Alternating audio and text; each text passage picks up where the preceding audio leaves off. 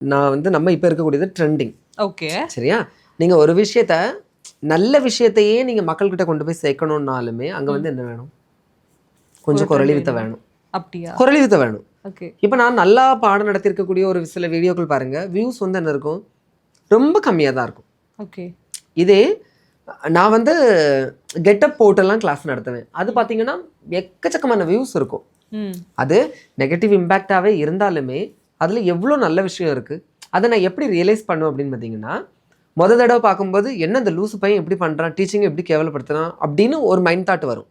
அதே இன்னொரு தடவை பார்க்கும்போது பரவாயில்ல, இதுக்குள்ளே ஏதோ ஒரு விஷயம் இருக்கே, அப்போ சரி என்னன்னு பார்க்கலாம் அப்படின்னு சொல்லும்போது அந்த அங்கே இருக்கக்கூடிய கண்டென்ட் வந்து என்ன ஆகலாம், அவங்களோட மைண்டுக்கு போகலாம். அப்போ 5 லட்சம் வியூஸ் போகிற இடத்துல அட்லீஸ்ட் ஒரு 4 லட்சம் பேருக்காவது அந்த மேக்ஸ் என்ன செய்யும், போய் சேர்ந்துரும். அப்போ கொண்டு போய் சேர்க்கறதுக்கான ஒரு நான் பின்பற்றின வழிமுறை தான் அது. ஆனால் இப்போ அது எனக்கு தேவையில்லை. இப்போ நான் நல்லா நடத்தினாலே நல்லா பார்க்குறேன்.